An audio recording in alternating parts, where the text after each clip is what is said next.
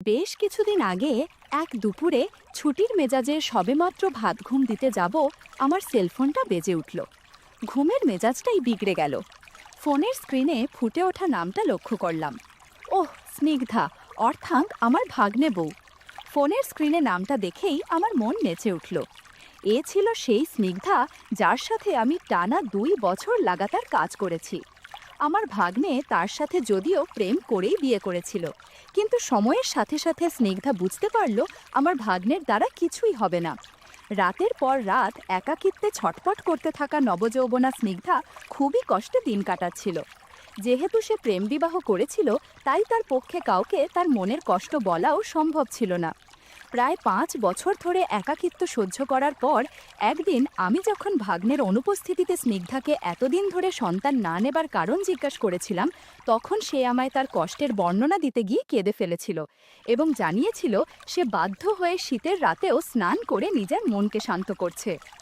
আমার যে বছর চারেকের ছোট স্নিগ্ধার কষ্টের কথা শুনে আমার খুবই দুঃখ হয়েছিল। তখন তার কষ্ট দূর করার জন্য আমি নিজেই একটা প্রস্তাব দিয়েছিলাম এবং সে সাথে সাথেই আমার প্রস্তাবে রাজি হয়ে গেছিল। স্নিগ্ধা তখন ছিল নবযুবতী। ও অতীব সুন্দরী ও আকর্ষণীয় ছিল। ও সব সময় টাইট ফিটিং জামাকাপড় পরত, যে কারণে এলাকার সবার কেন্দ্রবিন্দুতে থাকত স্নিগ্ধা, এমনকি আমারও। কিন্তু সম্পর্কে মামা শ্বশুর হবার কারণে আমিও কোনোদিন তাকে আমার মনের ইচ্ছা প্রকাশ করতে পারিনি। তবে একদিন স্নিগ্ধা আর থাকতে না পেরে আমাকে অনুরোধ করেছিল কাজ করার জন্য। সেদিন ওর কথায় রাজি হয়ে আমাদের মধ্যে এক নতুন সম্পর্ক তৈরি হয়, যার ফলে স্নিগ্ধা 10 মাসের মাথায় পোয়াতি হয়। সমাজের সামনে তার স্বামী শিশুটির পিতা গণ্য হলেও বাস্তবে কিন্তু আমিই তার পিতা ছিলাম। এরপর কর্মসূত্রে অন্য শহরে চলে যাবার ফলে আমি দীর্ঘ 5 বছর স্নিগ্ধার সাথে আর যোগাযোগ করতে পারিনি। সেই স্নিগ্ধাই ওই দিন আমায় ফোন করেছিল। আমি ফোন ধরতেই স্নিগ্ধা হেসে বলেছিল, মামা, আমি স্নিগ্ধা, তোমারই ভাগ্নে বউ। তোমার নাতনির, বাস্তবে যে তোমারই মেয়ে, এখন 5 বছর বয়স। সে তোমায় কি বলে ডাকবে, মামা দাদু নাকি বাবা? আচ্ছা মামা, তুমি কি ভেবেছো একটা সন্তান হবার পরেই কি তোমার ভাগ্নে বউয়ের কথা ভুলে গেছো? আমি তো তোমার ভাগ্নের মতো বুড়োও হয়ে যাইনি, তাই সন্তান হবার 6 মাস পর থেকেই তোমার সাথে সময় কাটানোর ইচ্ছে হচ্ছে। আমার আর একা ভালো লাগছে না। মামা, তুমি আবার কোনোভাবে আমার কাছে এসে গল্প করো, সময় কাটাও। এভাবে আর কতদিন থাকা যায় বলো তো? মামা শ্বশুর হিসাবে তার প্রয়োজন, শখ আহ্লাদের দিক খেয়াল রাখা আমার কর্তব্য ছিল। আমি বললাম, খুব শীঘ্রই তোমার মনের আশা পূরণ করব। কপালক্রমে সে সময়েই আমার কর্মস্থানও পাল্টে গেল এবং আমি আবার পুরানো স্থানে ফিরে এলাম আর বাড়ি থেকে যাতায়াত করতে লাগলাম। এমন অবস্থায় স্নিগ্ধার সাথে দেখা করা আরও সহজ হয়ে গেল। স্নিগ্ধা আমায় জানালো তার মেয়ে নিজের মামার বাড়ি গেছে এবং সে একলাই সেখানে 1 সপ্তাহ থাকবে। অতএব স্নিগ্ধার সাথে সময় কাটানোর এটাই সুবর্ণ সুযোগ। আমি মনে মনে একটা পরিকল্পনা করলাম। মেয়ে যেহেতু বাড়ি থাকছে না, তাই স্নিগ্ধাকে নিয়ে কোনো সমুদ্র সৈকতে ঘুরতে গেলে মেজাজটা বেশ ফুরফুরে হয়ে যাবে। তবে ভাগ্নেকেও আমাদের সাথে নিয়ে গেলে কোনো ঝুট ঝামেলার ভয় থাকবে না। এছাড়া তাকে আমাদের 5 ফরমাস খাটানো যাবে। তবে আমায় বাড়িতে মিথ্যে করে জানাতে হবে যে আমি অফিসের কাজে কিছুদিনের জন্য বাইরে যাচ্ছি। ছোট্ট করে ঘুরে আসার জন্য দীঘা ছাড়া ভালো স্পট নেই। তাছাড়া দীঘা এমনই এক জায়গা যেখানে নববিবাহিত বা অবিবাহিত সব ছেলেই আনন্দ ফুর্তি করতে যায়। সেক্ষেত্রে আমাদের হোটেলে 2টো ঘর ভাড়া করতে হবে। একটায় আমি স্নিগ্ধাকে সময় দেব এবং অন্যটায় আমার ভাগ্নে পড়ে পড়ে ঘুমাতে থাকবে। আজই স্নিগ্ধার বাড়ি গিয়ে আমার পরিকল্পনা জানিয়ে দিয়ে বেড়ানোর দিন ঠিক করে ফেলব। আমি সন্ধেবেলায় স্নিগ্ধার বাড়ি গেলাম। ভাগ্নে বাড়িতেই ছিল এবং সে আমায় আপ্যায়ন করে ঘরে নিয়ে গিয়ে বসালো। কয়েক মুহূর্তের মধ্যেই স্নিগ্ধা পাশের ঘর থেকে বেরিয়ে এলো। এতদিন পর বেড়াতে আসায় ভাগ্নে আপ্যায়নের জন্য কিছু মাছ মাংস কিনতে বাইরে গেল। একেই বলে কপাল, এই সুযোগটা কাজে লাগাতে হবে। ভগ্নে বেরিয়ে যেতেই স্নিগ্ধা দরজা দিয়ে ঘরে এসে আমার পাশে বসে পড়ল। মুচকি হেসে বলল, মামা, তুমি তো দেখছি ভাগ্নে বউকে ভুলেই গেছো। যাকে টানা 2 বছর ধরে একটানা আদর স্নেহ করেছো, তাকে ছাড়ে এতদিন কি করেছিলে বলো তো? আমি তোমাকে ছাড়া 5 বছর যে কি কষ্টে কাটিয়েছি সেটা শুধু আমিই জানি। একবার অভ্যাস হয়ে যাবার পর টানা 5 বছর একা থাকাটা যে কত কষ্টের আমি তোমায় বোঝাতে পারছি না। তোমার ভাগ্নে তো রাতে শুয়েই ঘুমিয়ে পড়ে। হ্যাঁ গো মামা, এখন আমার মধ্যে যা পরিবর্তন হয়েছে তার ফলে আমায় কেমন লাগছে দেখতে বললে না তো? আমি গাছের জাম্বুরা হাতে নিয়ে বললাম, স্নিগ্ধা, সন্তান হবার পর তোমার মধ্যে আমূল পরিবর্তন হয়ে গেছে গো। আগের থেকে একটু বেশি সুন্দরী হয়ে গেছো। আর কথা না বাড়িয়ে গল্প শুরু করলাম। স্নিগ্ধাকে আশীর্বাদ করলাম। গত 5 বছরে অনেক প্রসাদ জমেছিল মনে, সবটাই ওকে দিয়ে দিলাম। 5 বছর বাদে আবার নতুন করে মামা শ্বশুর এবং ভাগ্নে বউয়ের সাক্ষাৎ সুন্দরভাবে অনুষ্ঠিত হলো। দীর্ঘ সময়ের পর সাক্ষাতের ফলে আমরা দুজনেই খুব খুশি হয়েছিলাম। কিছুক্ষণ গল্প করার পর একটু বিশ্রাম করছিলাম। সেই সময় স্নিগ্ধা আদর বলল, মামা, আমরা দুজনে কোথাও ঘুরতে গেলাম না? তোমার ভাগ্নের কথা না হয় ছেড়েই দিলাম, কিন্তু তুমিও তো আমাকে নিয়ে কোথাও ঘুরতে যেতে পারো। চলো না মামা, আমরা দুজনে কোথাও ঘুরে আসি, যেখানে শুধু তুমি আর আমি থাকবো, আর কেউ থাকবে না। আমি হেসে বললাম, সোনা, তুমি তো আমার মুখের কথাটাই কেড়ে নিলে। আমিও তো তোমায় সেই প্রস্তাবই দিতে চেয়েছিলাম। তবে তোমার বর তোমায় আমার সাথে ছাড়তে রাজি হবে কি? স্নিগ্ধা মুখ ভেজিয়ে বলল, সে আবার রাজি হবে না মানে? যার নিজের ক্ষমতা নেই তার আবার রাজি হওয়ায় বা না হওয়ায় কি আছে? তাই মামা, তুমি নিশ্চিন্ত থাকো, তোমার সাথে ঘুরতে গেলে সে কোনো আপত্তি করবে না। একটু পর স্নিগ্ধা নাইটি পরে নিল, আর আমিও সব গুছিয়ে নিলাম। কিছুক্ষণ বাদে ভাগ্নে বাড়ি ফিরে আসলো। আমি তাকে ঘুরতে যাওয়ার কথা জানালাম এবং সৌজন্যতার খাতিলে তাকেও আমাদের সাথে যেতে বললাম। ভাগ্নে আমার প্রস্তাব হেসে উড়িয়ে দিয়ে বলল, দূর, আমি কেন তোমাদের মাঝে কাবাব মেহার্দি হতে যাব? তোমরা দুজনেই যাও। তাছাড়া আমায় অফিসের কাজে কয়েকদিনের জন্য বাইরে যেতে হবে, আমি এই ফাঁকে কাজটা সেরে নেব। তাহলে তো আমাদের আর কোনো বাধা রইল না। আমি দীঘা ভ্রমণের কর্মসূচি পাল্টে পুরী করে ফেললাম, যাতে সৈকত শহর ঘোরার সাথে সাথে ট্রেনে ওঠার পর থেকেই আনন্দ আরম্ভ করে দেওয়া যায়। সেই জন্য আমি ফার্স্ট এসির দুটি টিকিট কাটলাম এবং সৌভাগ্যক্রমে একটি 2 সাইকার কুপেও পেয়ে গেলাম। নির্ধারিত দিনে আমি স্নিগ্ধাকে নিয়ে ঠিক সময়ে হাওড়া পৌঁছালাম। ওই দিন স্নিগ্ধা সম্পূর্ণ পাল্টে গিয়েছিল। তার পরনে ছিল জিন্সের স্লিম ফিট প্যান্ট এবং স্লিম ফিট গেঞ্জি। ওই পোশাকে তাকে নববিবাহিতা সুন্দরী লাগছিল এবং মনেই হচ্ছিল না সে এক সন্তানের মা। আমি স্নিগ্ধাকে ইয়ার্কি করে বললাম, তোমাকে আর যা দেখাচ্ছে ভাবাই যায় না। তোমায় দেখে কে বলবে তুমি আমার ভাগ্নে বউ? সমস্ত সহযাত্রীরা তোমায় দেখে আমার উপর ঈর্ষান্বিত হয়ে যাচ্ছে। তারা ভাবছে লোকটা কি সুন্দরী বউ পেয়েছে। আমার তো আর সবুর হচ্ছে না। স্নিগ্ধা মুচকি হেসে বলল, আর একটু সবুর করো মামা। ট্রেনের কামরায় ওঠার পর তো আমি শুধুই তোমার, যত ইচ্ছে গল্প করে নিও। ট্রেনের কামরায় ওঠার সাথে সাথেই টিটি স্যার আমাদের টিকিট পরীক্ষা করে নির্ধারিত কূপে বসতে অনুরোধ করলেন। ফার্স্ট এসি মানে এলাহি ব্যাপার। সাথে সাথেই কোচ পরিচারক এসে আমাদের জন্য খাবার, জল এবং শোবার জন্য 2টো সাইকাতেই বিছানা পেতে দিল। বিছানা পাতার সময় স্নিগ্ধা আমায় চোখ টিপে ইশারায় বলল, বেচারা উপরের সাইকায় ব্যর্থ হয়ে বিছানা পাচ্ছে, আমরা দুজনে তো সারা রাত নিচের সাইকাতেই থাকবো।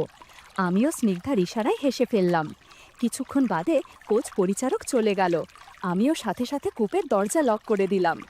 আমাদের কূপের ভিতরেই একটা ওয়ার্ড্রোব আর ওয়াশ বেসিনও ছিল। স্নিগ্ধা মুচকি হেসে বলল, মামা, তোমার কি আর একটু সবুর হচ্ছে না? ট্রেনটা কিন্তু এখনও ছাড়েনি, তাই কালো কাচের ভিতর দিয়ে প্ল্যাটফর্মে দাঁড়িয়ে থাকা লোকেরা কিন্তু আমাদের দেখতেও বুঝতে পারছে।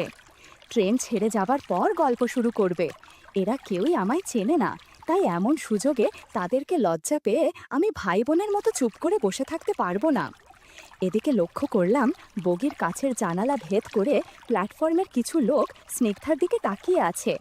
স্নিগ্ধা কাছের জানালার ভেতর দিয়ে লোকগুলোর উদ্দেশ্যে বিদ্রূপ করে বলল, ভাই, আমায় দেখে তুমি ভেবো না যে আমি তোমারই বয়সী। তুমি আমার চেয়ে বয়সে অনেক ছোট।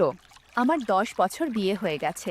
স্নিগ্ধার কথা শুনে আমার ভীষণ হাসি পেয়ে গেল। আমি হাসতে হাসতে বললাম, স্নিগ্ধা, যদি ওই ছেলেটা তোমার কথা শুনতে পারতো তাহলে সে মনের দুঃখে মুখ দেখাতে পারবে না। আমি অপেক্ষা করছিলাম কতক্ষণে ট্রেন ছাড়ে, কারণ আমার উদ্দেশ্য ছিল ট্রেনটা প্ল্যাটফর্ম ছেড়ে দিলেই আমরা গল্প করতে শুরু করব। কিছুক্ষণ বাদে ট্রেন প্ল্যাটফর্ম ছাড়তে লাগলো, আর আমরাও কাজে মনোযোগ দিলাম। বন্ধুরা, তোমরা যারা একদম খোলামেলা গল্প শুনতে চাও তারা কমেন্টে দেয়া ওয়েবসাইট থেকে গল্প শুনতে পারো। এখানে নতুন নতুন একদম খোলামেলা গল্প দেয়া হয়। এদিকে ট্রেনের ঝড়ের গতি, অন্যদিকে আমরা। বেশ জমে উঠেছে আমাদের আড্ডা। চলন্ত ট্রেনে অনেক আনন্দ করেছি, অনেক প্রসাদ দিয়েছি স্নিগ্ধাকে। একটু পর আমরা ফ্রেশ হয়ে নিলাম রাতের খাবার খাওয়ার জন্য। যেহেতু কামরার ভিতরে বার্থের উল্টো দিকেই ওয়াশ বেসিন ছিল, তাই চলন্ত ট্রেনে আমাদের ফ্রেশ হতে একটুও অসুবিধে হয়নি।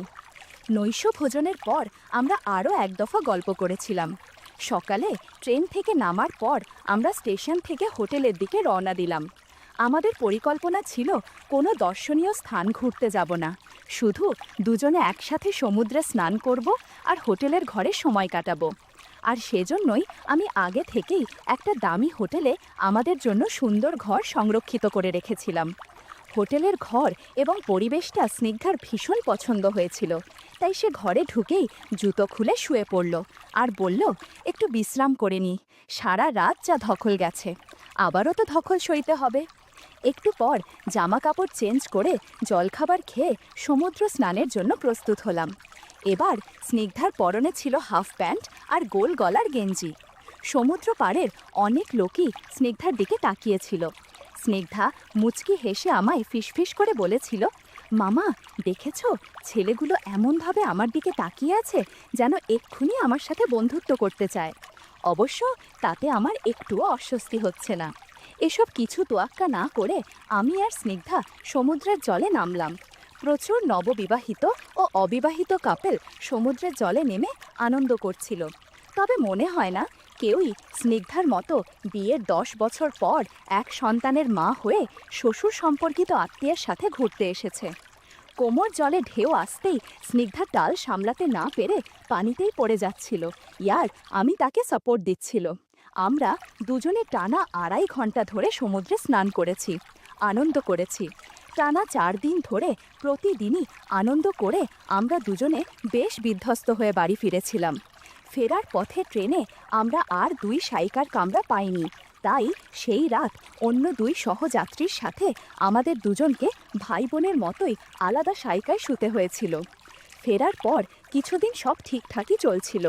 আমি আবার অফিসে মন দিলাম, স্নিগ্ধাও নিজের সংসারে ব্যস্ত হয়ে গেল। তবুও মাঝে মাঝে হঠাৎ ফোন করত। তুমি কি ভাবছো না আমায়? এমনভাবে বলতো যেন সব স্বাভাবিক, অথচ গলায় এক অদ্ভুত টান থাকত। আমি হালকা হেসে এড়িয়ে যেতাম, কিন্তু ভেতরে কোথাও একটা ভয় কাজ করত, যদি কেউ শুনে ফেলে। একদিন সন্ধ্যায় হঠাৎ স্নিগ্ধার ফোন এলো। কাপা গলায় বলল, একটু বিপদে পড়েছি। আমি চমকে উঠলাম, কি হয়েছে? ও বলল, তুমি যে আমাদের ছবি তুলেছিলে, ওই একটা ছবি আমার ফোনে পড়েছিল। আজ বিকেলে তোমার ভাঙে আমার ফোনে চোখ বুলাতে গিয়ে দেখে ফেলেছে। আমি মুহূর্তে থমকে গেলাম, বুক ধড়ফড় করতে লাগলো। আমি জিজ্ঞেস করলাম, ও কি বলল? স্নিগ্ধা বলল, প্রথমে কিছু না, কিন্তু মুখটা এমন করে তাকাচ্ছিল যেন সব বুঝে গেছে। শুধু বলল, তুমি এমনটা করতে পারলে? এই একটাই লাইন। আমি কিছুক্ষণ চুপ করেছিলাম। স্নিগ্ধা বলল, রাতের খাবার খাওয়ার সময়টাও ও একটাও কথা বলেনি, শুধু আমার দিকে এমনভাবে তাকাচ্ছিল যেন ভেতরে আগুন পড়ছে। তারপর হঠাৎ বলে উঠল, তোমাদের মধ্যে কিছু হয়েছে? আমি টের পেলাম ওর কণ্ঠে ভয়, লজ্জা আর একটু কাঁপুনি। স্নিগ্ধার কথায় আমার মনে হচ্ছিল সব শেষ হয়ে যাবে। এই কথার পর ফোনের ওপাশে স্নিগ্ধার নিঃশ্বাস ভারী হয়ে উঠল। আমি বুঝলাম ভয়টা এখন শুধু ওর নয়, আমারও। 2 দিন পর আমি হঠাৎ স্নিগ্ধার বাড়ির সামনে দিয়ে যাচ্ছিলাম। দেখলাম গেটের সামনে ওর স্বামী দাঁড়িয়ে, মুখে কোনো ভাব নেই, কিন্তু চোখের চাহনিতে সন্দেহ স্পষ্ট। আমার দিকে একবার তাকিয়ে হালকা হাসল, কেমন অদ্ভুত এক হাসি। আমি কিছু না বলে এগিয়ে গেলাম। সেদিন রাতে স্নিগ্ধা আবার ফোন করলো। মামা, ও এখন প্রায়ই আমার ফোন দেখে, কথা কম বলে, কিন্তু আচরণে বুঝি কিছু একটা করার প্ল্যান করছে। আমি ভীষণ ভয় পাচ্ছি। আমি বললাম, তুমি শান্ত থেকো, ওকে কিছু বুঝতে দিও না। স্নিগ্ধা বলল, কিন্তু আমি কেমন যেন পাগল হয়ে যাচ্ছি। প্রতিদিন মনে হয় তুমি পাশে থাকলে ভালো লাগতো। এখন ভয়, লজ্জা, ভালোবাসা সব একসাথে মিশে গেছে। আমি চুপ করেছিলাম। ফোনের ওপাশ থেকে শুধু ওর নিঃশ্বাসের আওয়াজ আসছিল। হঠাৎ ফোন কেটে গেল। রাতটা ঘুমাতে পারিনি। মনে হচ্ছিল যেটা একসময় আনন্দ ছিল, এখন সেটা এক অদ্ভুত আগুনে পরিণত হয়েছে। পরের সকালে ফোন করলাম। স্নিগ্ধা রিসিভ করলো না। দুপুরে আবার চেষ্টা করলাম, ফোন বন্ধ। আমার বুকের ভেতর তখন অস্থিরতা জমে উঠেছে। সেই সন্ধ্যায় হঠাৎ একটা মেসেজ এলো, ও এখন সব জানে, কিছুদিনের জন্য যোগাযোগ করো না। আমি স্ক্রিনে তাকিয়ে রইলাম, হাত কাঁপছিল, বুকের ভেতর যেন ঢেউ উঠছে। রাতটা একেবারে ঘুমছাড়া কাটল। ভেতরটা যেন কেবল একটাই ভাবনায়, স্নিগ্ধা আর আমি একসাথে দূরে কোথাও চলে যাই। সেদিন রাতেই ওকে মেসেজ করে বললাম, চলো আমরা কোথাও পালিয়ে যাই। এক কথায় রাজি হয়ে গেল। সেই মুহূর্তেই মনে হলো এই হাত ধরেই সব ঠিক হয়ে যাবে। ভোর রাতেই বেরিয়ে গেলাম আমরা। পাহাড়ি শহরে পৌঁছতেই মনে হলো